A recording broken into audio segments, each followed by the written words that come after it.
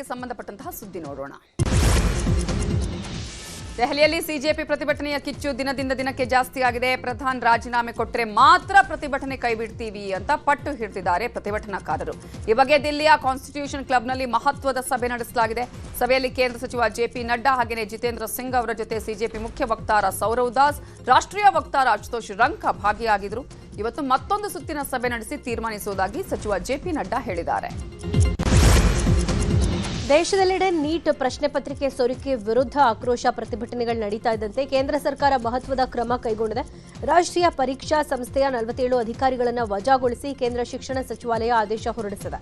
ವಜಾಗೊಂಡವರ ವಿರುದ್ಧ ಕಠಿಣ ಕ್ರಮ ಕೈಗೊಳ್ಳೋ ಸಾಧ್ಯತೆ ಇದೆ. ಇನ್ನು ಹಲವು ಅಧಿಕಾರಿಗಳನ್ನು ವಜಾಗೊಳಿಸಲಾಗುತ್ತೆ ಅಂತ ಉನ್ನತ ಮೂಲಗಳು ತಿಳಿಸಿವೆ. ನೀಟ್ ಪರೀಕ್ಷೆ ಅಕ್ರಮ ತಡೆಯುವ ಸಲುವಾಗಿ ಕೇಂದ್ರ ಸರ್ಕಾರ ಮಹತ್ವದ ಹೆಜ್ಜೆ ಇಟ್ಟಿದೆ. ಪರೀಕ್ಷೆ ಕಾನೂನು ತಿದ್ದುಪಡಿಗೆ ಕೇಂದ್ರ ಸಚಿವ ಸಂಪುಟ ನಿರ್ಧಾರವನ್ನು ಕೈಗೊಂಡಿದೆ. ಕಾನೂನಿನ ಮೂಲಕ ಪ್ರಶ್ನೆ ಪತ್ರಿಕೆ ಸೋರಿಕೆಯ ಪ್ರಕರಣಗಳನ್ನು 3 ತಿಂಗಳೊಳಗೆ ಇತ್ಯರ್ಥಗೊಳಿಸಬೇಕು.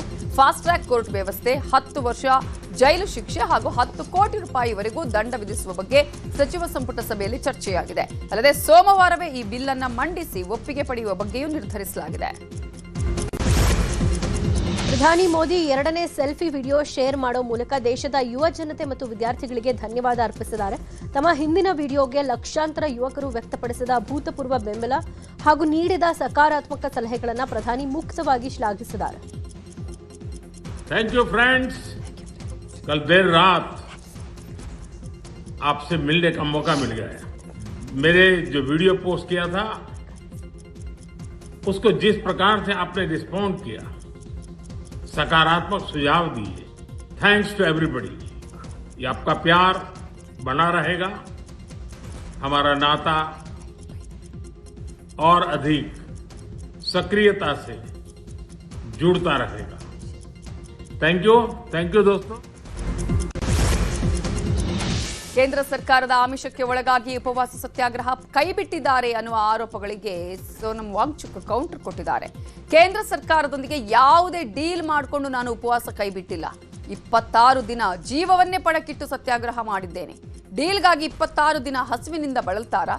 ನನ್ನ ಪ್ರಾಮಾಣಿಕತೆಗೆ ಯಾರ ಪ್ರಮಾಣ ಪತ್ರವೂ ಬೇಕಿಲ್ಲ ಅಂತ ಎಕ್ಸ್ನಲ್ಲಿ ವಿಡಿಯೋವನ್ನ ಹಂಚಿಕೊಂಡಿದ್ದಾರೆ ವಾಂಗ್ಚುಕ್.